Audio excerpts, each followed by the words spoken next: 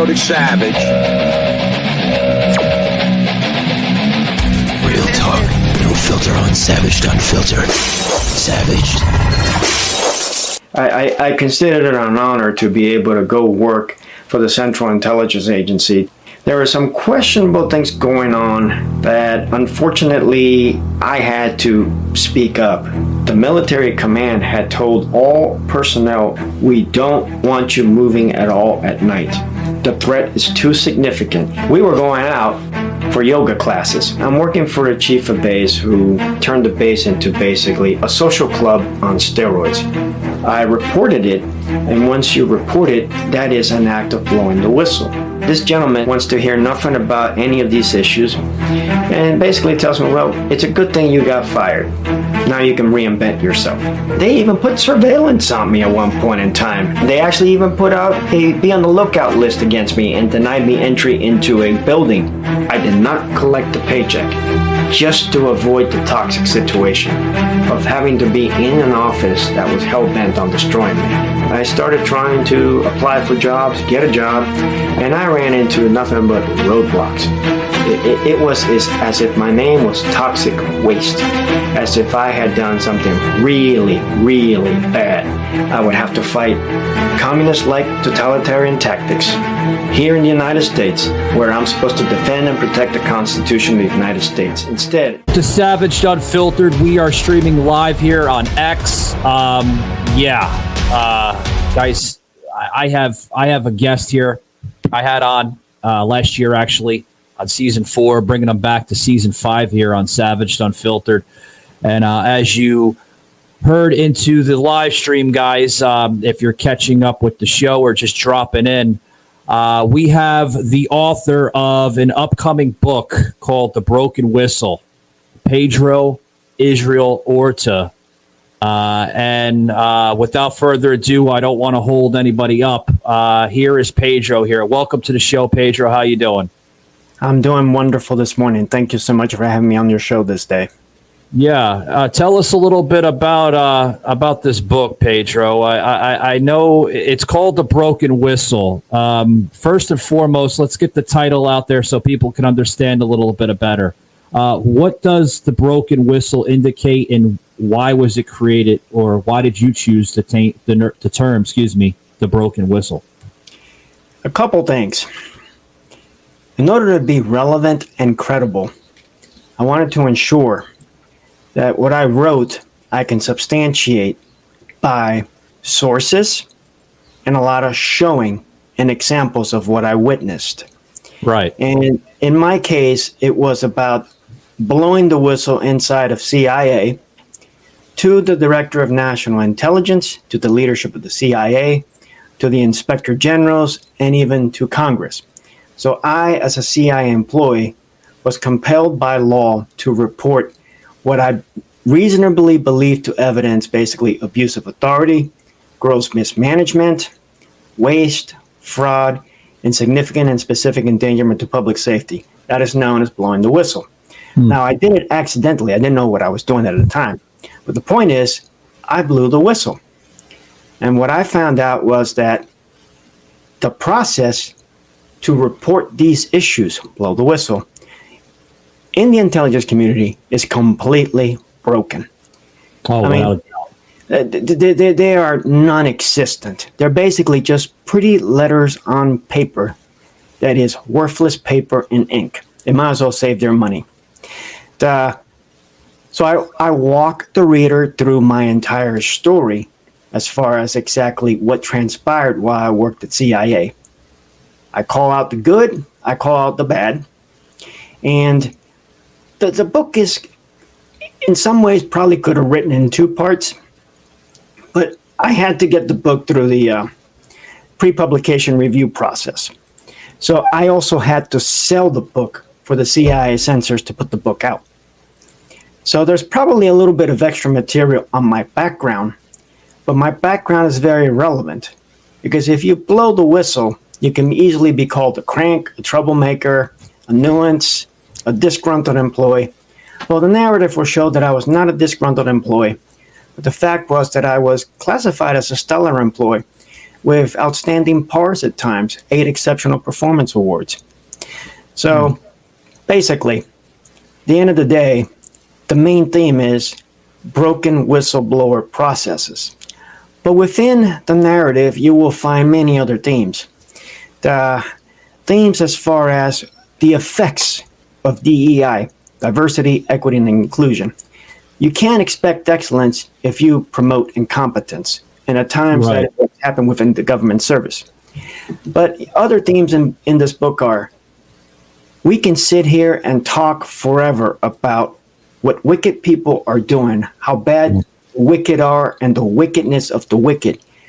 But another theme in this book is, what I find to be the most relevant for argument, talk, discussion, is the lack of courage of the so-called righteous to back up what they say with what they do. Yeah. In the narrative of this book, I mean, my goodness, I went up to Pompeo and Bulatao, his right-hand third in charge of the CIA. Yeah, how was their rhetoric towards all of this, Pedro? Rhetoric. As soon as I went to them, they pump out a nice anti-harassment message to the entire workforce. And then the hammer comes out against me. The IGs basically nail me. The IGs come and investigate me.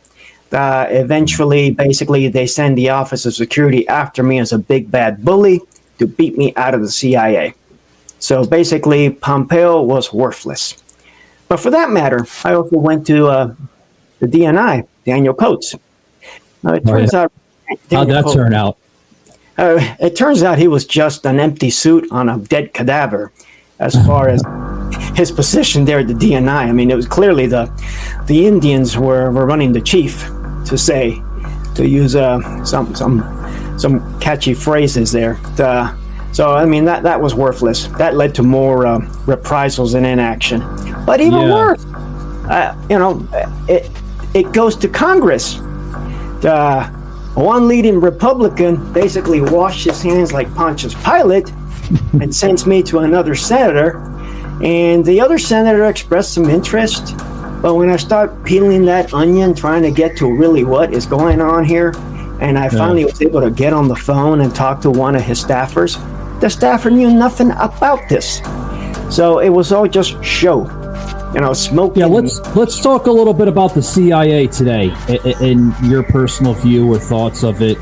You say it's a broken system, right? You go into, what's going on and what wrongs are happening, especially under this Biden administration. It's the nature of government. It seems like you have a problem, and the answer to the problem is institute a government program.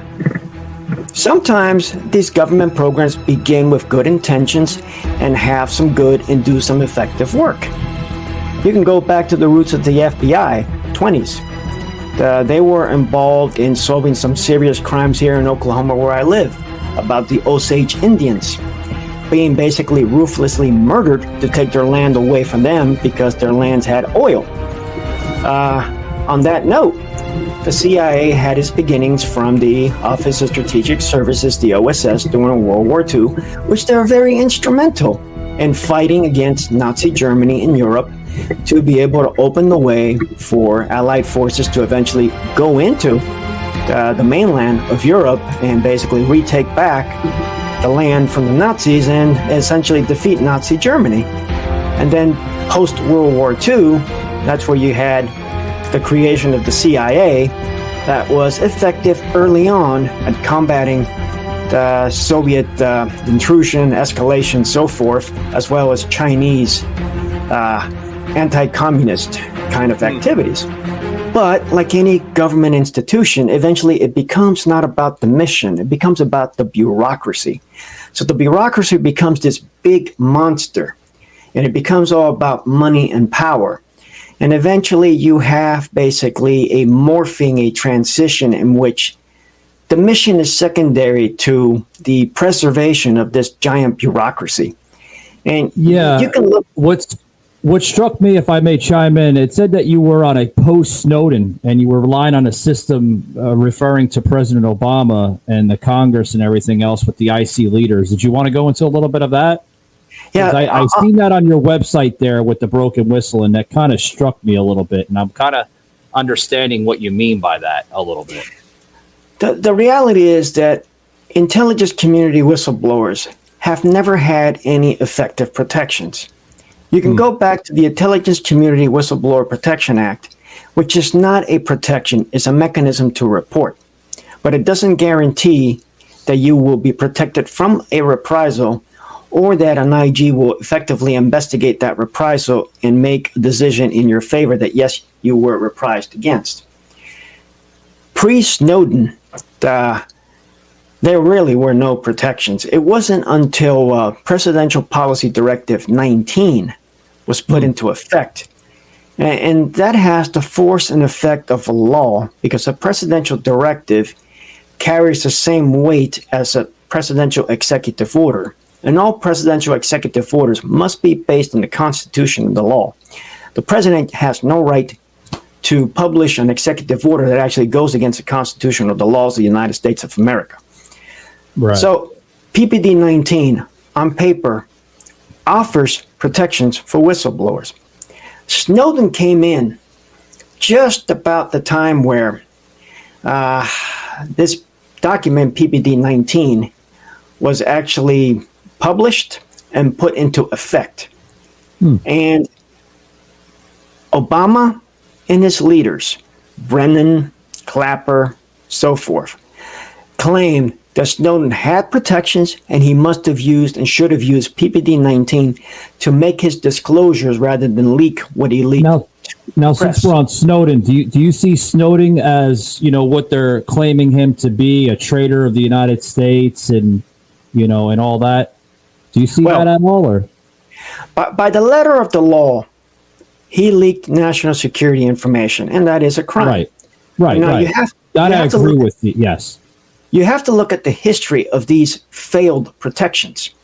The reason why Snowden went public was he knew these process and procedures would not work and that he potentially would become the victim of either an assault, a prosecution, or some kind of vengeful tactics taken against him. And he took that from his predecessors, Thomas Drake, Bill Binney, those two in particular, there's a couple others.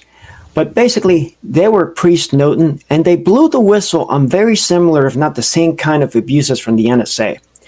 Well, the FBI raided some of these individuals, and Thomas Drake was actually indicted.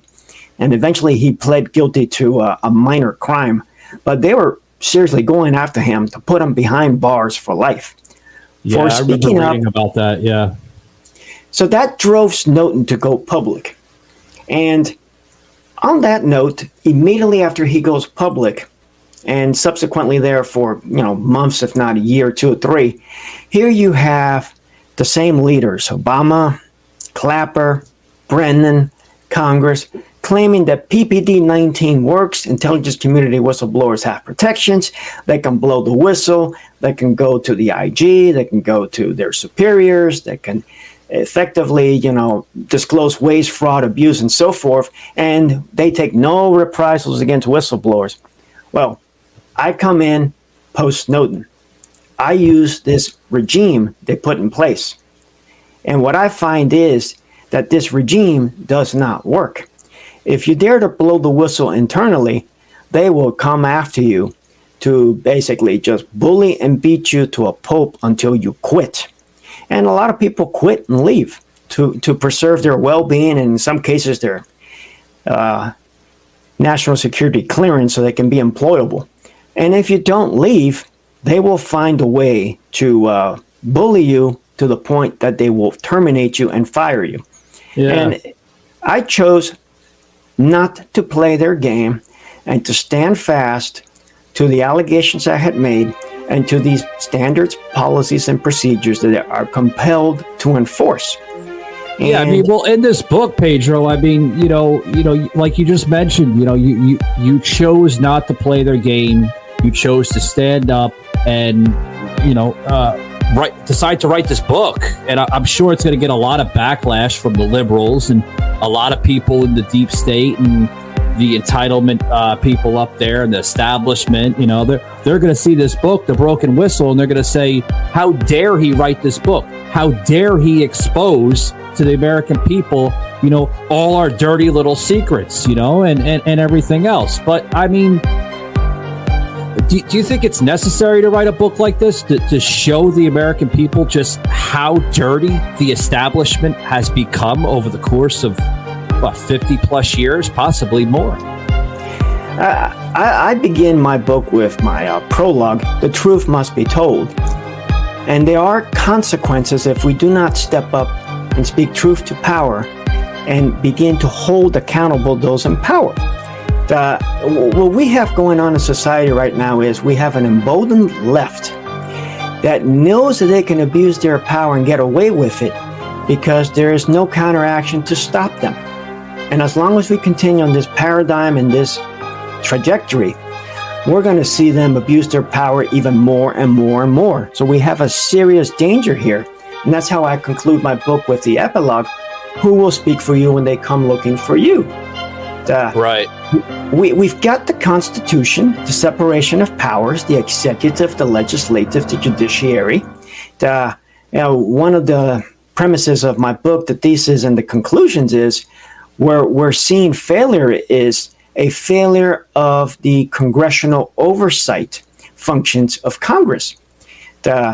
Without effective congressional oversight to hold these agencies accountable, we're just going to see a more rampant abuse of government power that eventually will basically destroy our constitutional republic. So there is a need for a book like this to be written and for it to be widely distributed. And like you said, I have already encountered a lot of backlash on the liberal end, social media suppressing my book, suppressing my post. I'm sure they're going to suppress it even more, Pedro, but I want to talk a little bit more about this deep state, because we're seeing a huge presence right now, especially through the Biden administration. I see a lot of deep state, regime and operatives and all that stuff come out, through this administration. Let's talk a little bit about the Biden administration. I want to talk a little bit about the Justice Department. I did a show the other day, last week, depending on how you view it, folks, about a mockery for justice, and where you're seeing now illegal immigrants literally, flipping the bird to the cameras and getting out of courts and jails and stuff without no bond whatsoever. Pedro, what's your views on that? Let's talk about this broken Justice Department here. Let's look at it from a kind of holistic, kind of systemic perspective. Right. I use the term deep state from the framework of the national security bureaucratic state, and comprised of political appointees on one end, and on the other end, you've got the civil servants. What we have seen is, you got to keep in mind, we had Clinton from January 93 to January of 2000. That's 8 years of Democratic leadership at the executive branch with political appointees, trying to enforce liberal type policies. We had a short period of time of President Bush from January 2001 to basically January 2009. And it's a pivotal time because of the global war on terror, 9/11. It significantly increased that national security establishment with unfound powers that are basically anti-constitutional, anti-liberty, so forth. Now you have Obama from January 2009 to January 2017. You've got another 8 years of Democratic operatives coming into government at high levels, civil servants, political appointees. So by the end of the Obama term, you've had basically 16 years of Democrats in power over the executive branch. Yeah. With only 8 of the Republicans, but at a pivotal time in which you're giving just vast powers to this national security bureaucracy. When Trump comes in, he's coming in to basically a perverted national bureaucracy of ultra-liberals, anti-Republican, at times anti-Constitution type of political leaders at high levels in these government institutions. And they just waged a war against him and basically forced him out. And now you're back to another Democratic administration. We're going on basically almost 4 years of Democrats again in charge, with more Democratic political appointees taking these high-level positions, empowered by these civil servants.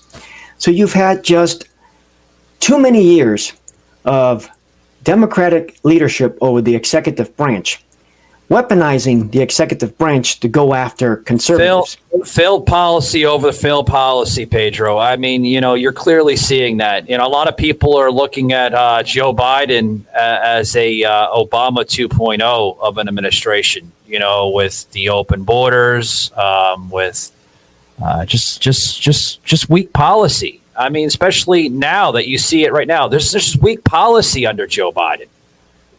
He clearly has no idea what he's doing, and I'm not trying to be mean, folks. I mean, I'm stating facts here. I mean, his handlers have to show him where to go from time to time to time.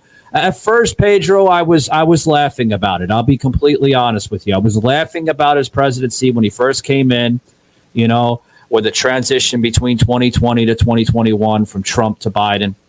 And I'm like, you know what? This presidency is a joke. But now that I see Biden, stumbling over his speeches, forgetting things, not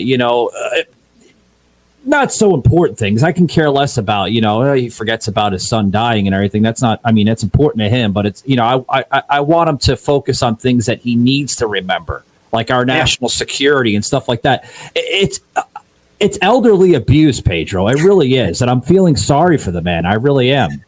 How did we get here? Let's go back to 2017. Republicans had the House. President Trump requested for Speaker Ryan to pass a bill to rein in abuses in the electoral system, voter ID, so forth. Republicans failed to act.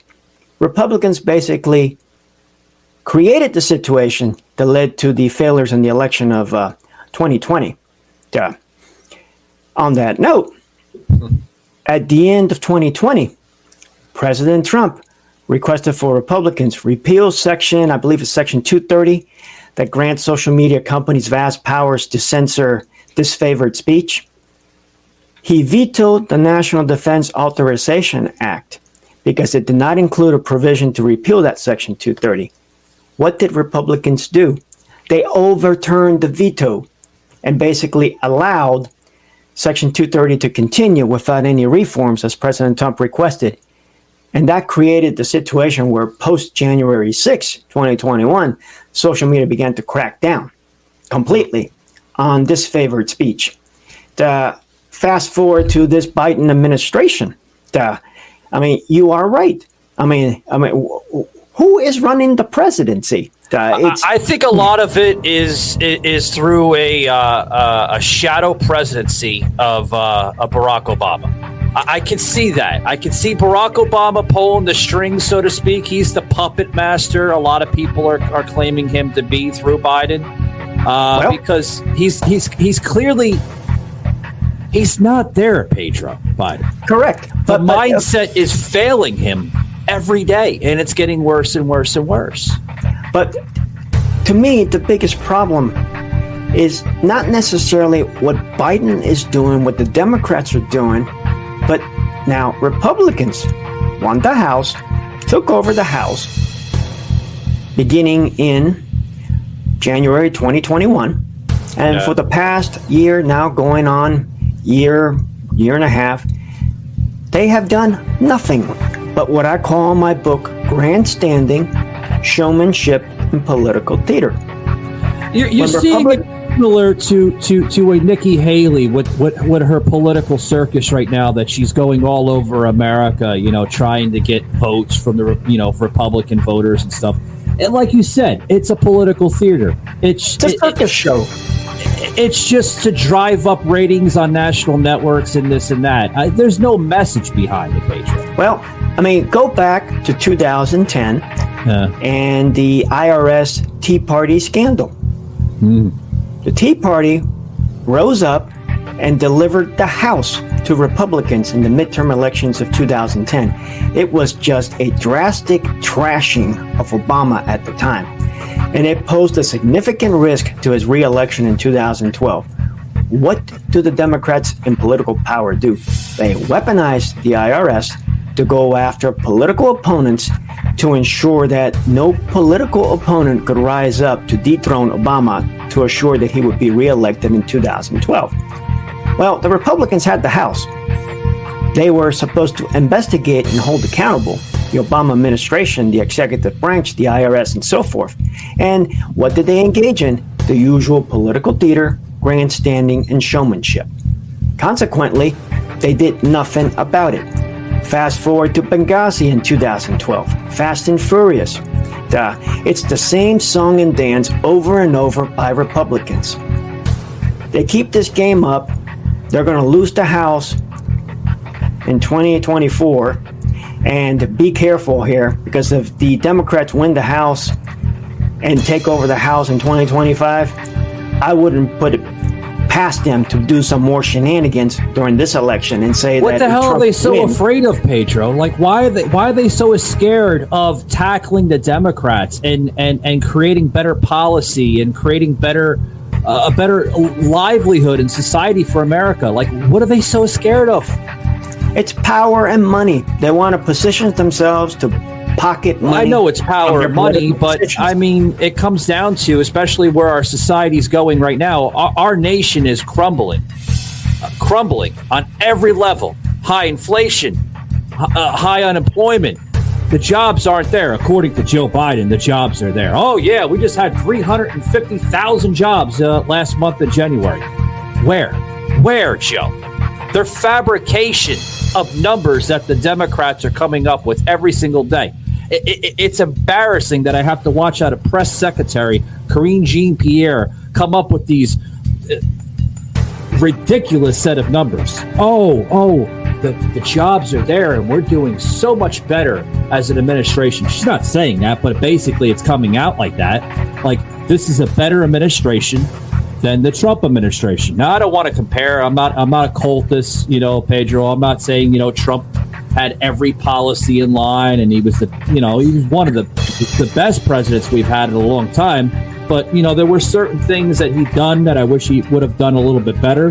But America was a lot better under Trump, I believe, in my personal opinion, than Biden. We weren't struggling so much. People can actually sit down in a restaurant without, worrying about, oh, well, maybe I shouldn't have spent that because of my low paycheck that I had this week. That's what you're seeing right now in America. There's people that are making great money and people that have great jobs that are still struggling under this administration. It's the Washington political system is the good old boy network. You scratch my back, I scratch your back. What am I getting out of this for me? How is this going to benefit me in my position, my influence, my power, my money-making capability, my ability to retain my seat, my ability to get a better committee assignment, so forth. They basically have no spine and no backbone. They don't want to go out on the limb and take a position that is going to create a lot of backlash for them. In one simple word, they're just cowards. They basically cannot be trusted or counted upon to take the difficult decisions or positions that these perilous times require. Now, as we close it up soon here, I want to get your views on this election coming up. Where do you think it's going to go from here, Pedro? There's a lot of accusations and assumptions with a lot of different things of how the Democrats are planning to cheat and manipulate the vote. Like, what's your views on that? We saw what happened in 2020. Right. There is no doubt that questionable things happened that must be fully investigated, and Republicans have failed to fully investigate.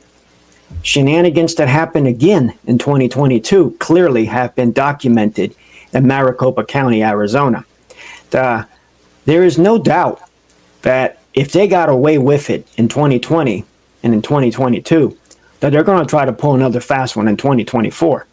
The question is, will they be able to overtake a overwhelming popular vote for someone like Trump, who is clearly far ahead in the Republican primary? We know that President Trump is putting out a huge voter machine to get the vote out early, to get mail-in ballots, and to get out the voters during actual election day. We do see some action with some of the Republican legislatures in some states trying to tighten things up, but clearly more needs to be done. So, I mean, a couple Well, we've seen what they did with COVID, right? They manipulated the vote through COVID. That's how they were able to secure victory. And I'm seeing that. I'm not making assumptions or, whatever, but I'm seeing it how it was in 2020. So they manipulated through COVID. What I see right now, Pedro, is I just briefly, folks, if you paid attention, I brought up illegal immigrants, and I want to rephrase that, folks. I have nothing against immigrants. What I do have is illegals coming over. And what I'm seeing right now with this Biden administration is I'm seeing a open border, but I'm seeing it's opened on purpose, Pedro. Well, I'm seeing that they're going to use the illegals to sort of buy the vote. And I know that sounds crazy, though, but I can see that what they're doing, and I can see that going forward to November. That's one angle of it. Democrats trying to find a way to beef up the numbers to get the required ballots to overtake Trump. But even if they don't do that, they could still go in and try to do other tactics. Like, for example, recently there was a press conference held by a sheriff in Ohio about the FBI giving a briefing about some serious election cyber attacks that we could come under from the Russians, the Chinese, and so forth. I wouldn't put it past the Democrats that if Trump does win the election, that they claim that it's an illegitimate election because the Russians and the Chinese attacked our election system and the vote is just basically disputable. I wouldn't put it past them. They'll use that factor again, Pedro, with Russia. I'm sure they'll bring up the recent visit by Tucker Carlson. It's all conclusion. They're concluded with the Russians, But what happens if they do that? You could see an election that goes to the House of Representatives in 2025 because they refuse to certify the Electoral College votes. So then it's going to be the House that potentially could decide who gets to be president. Anything is possible. Right now, isn't that restricting the vote from the people? I mean, if you're going to that avenue, it's up to the House to elect who gets to be president, right? Isn't that restricting voter rights a little bit, more or less? From the Constitution perspective, no, because we're a constitutional republic. Yeah, I understand, but you know how people will kind of spin it a little bit. In reality, you've got to have an election that has integrity. If the election does not have integrity and it's disputable, the mechanism is there for that election to go to the House to resolve that dispute. And that's essentially what was tried in January 2021. We have some serious issues here with 5 questionable states. This needs to be investigated. Let's hold off for 10 days. Let's send this back to the states. Let's look into it.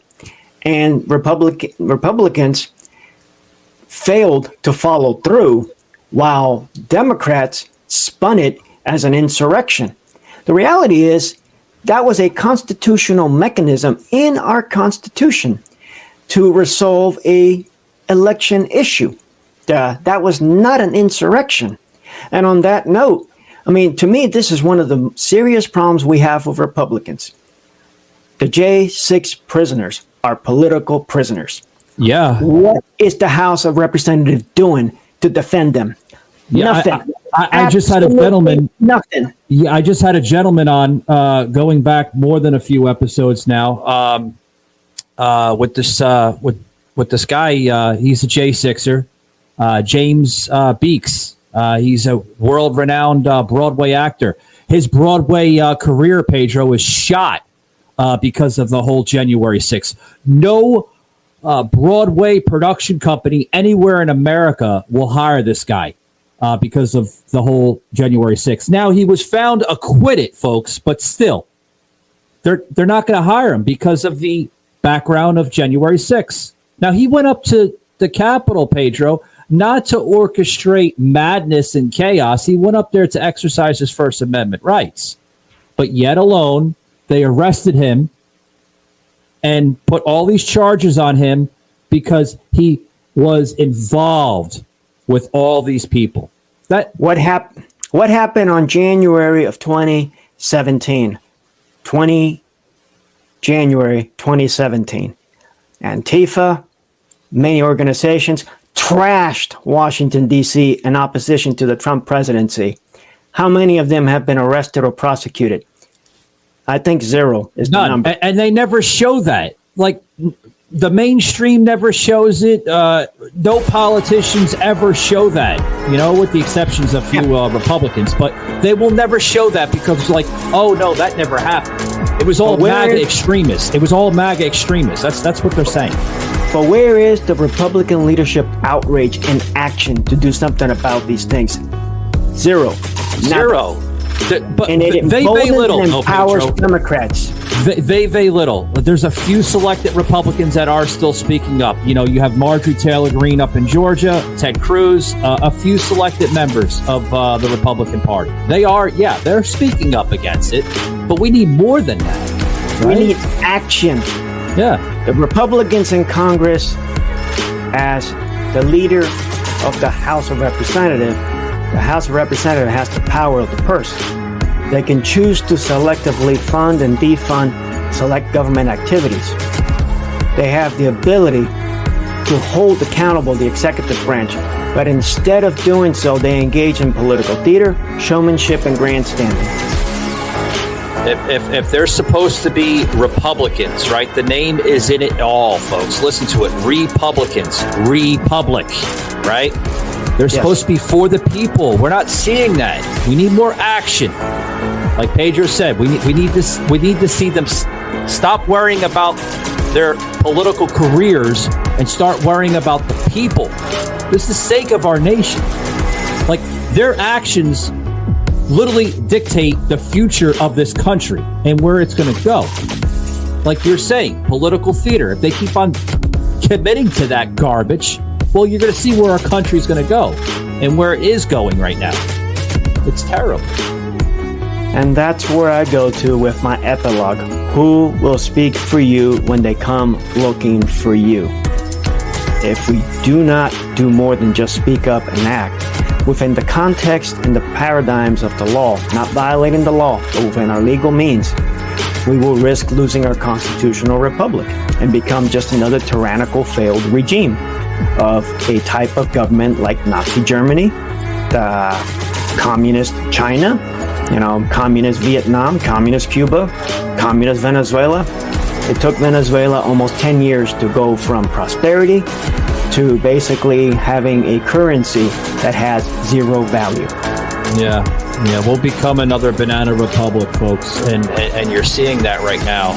You're seeing our country go down really, really dangerous paths.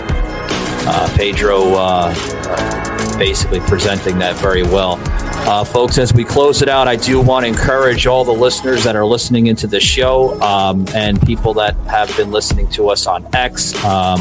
The book will be out very, very soon. I'm going to get the exact release date from Pedro. I believe it's, February 19th, if I had that correct, Pedro? February 19th, President's Day. And I chose that strategically on President's Day because of the magnitude of the problems we're dealing with. We have to choose our next president very wisely. Yeah. And guys, we'll put up in the screen here, guys. If you guys check out the QR code on the bottom centered of your screen here, whether you're viewing us on X or Rumble or the Spotify app, scan this QR code and everything about this amazing book that's going to be coming out on February 19th of this month, The Broken Whistle, by Pedro Israel Orta, a former CIA intelligence officer, now whistleblower. All great information in this book. You know, Pedro, I pre-ordered it, to be honest with you, buddy, and I can't wait for it to come out. Yeah, it's an amazing book. You have any final thoughts, just to the listeners here on this book at all, or? I mean, I encourage every listener to please get a copy of this book and read, just to see what happens to anyone who dares to speak up truth to power in the U.S. government. Although it's my story, it could be you. Look at the J6ers, how they've come after them. They were talking about going after anybody who basically had set foot in the Washington, D.C. area. I mean, there are many other stories out there of other individuals who have been harassed, targeted, silenced, intimidated by either government or the techno bureaucracy or the technological social media censors. We are in perilous times, and the times of apathy, lethargy, and no action are over. We must rise up, not just speak up, but take actions. And it begins at the local level. Your local politicians, your local representatives, your local senators, up to this federal level, and so forth. We've got to have the American people rise up and exercise their constitutional rights to hold our elected officials accountable. Amen. Pedro, I want to thank you very much, sir, once again for coming on, explaining us about this amazing book, The Broken Whistle, that will be coming out in the coming days, guys, depending on how you view this episode. February 19th is the big day for this release date. It's available everywhere. Amazon.com, Barnes & Noble, anywhere you find a book and sells a book. I'm so fired up about it. I'm losing words. Can be found. Yeah. So check it out today. What's that, Pedro? Has to be ordered online, only online. But basically anywhere where they sell books online, you can find it. Right. And the best way to find it is if you go to the website brokenwhistlebook.com. It has the actual links for Amazon, Barnes & Noble, Books A Million, Apple Books. You can find it in a hardback, paperback, and ebook. Yeah, that actually, folks, if you've seen the QR code that we put up, that QR code will go right to Pedro's website there. That has all the information for that book. So big shout out to you, Pedro, for coming on. And man, good luck in all of your future endeavors, and can't wait to see some more books come out your way. Thank you so much for hosting me. All right, have a blessed day. Buddy. God bless you. God bless you. All right, guys, you just heard Pedro Israel Orta on Savaged Unfiltered. What an amazing character, amazing gentleman, so full of intelligence and prestige, and it was a true honor having him back on the show. Guys, if you like this episode, please leave us 5 stars. It helps out the show's growth and everything that comes that way. Guys, I'm going to get out of here because I know you got stuff to do. But in the coming of days, guys, we have some amazing guests coming up. Amazing guests coming up. We have a gentleman by the name of Dan Galad coming up. Next month in March, guys, we have a X Space host. That's right, Mike Lazan. He's a big one, guys. He does a lot of X Spaces. Can't wait to bring him on to discuss some things with him. And some other guests coming on, guys. I don't want to give too many spoilers on the show, so you're going to have to tune in. With that being said, guys, see you later. Take it easy. Be savage, not average. Later.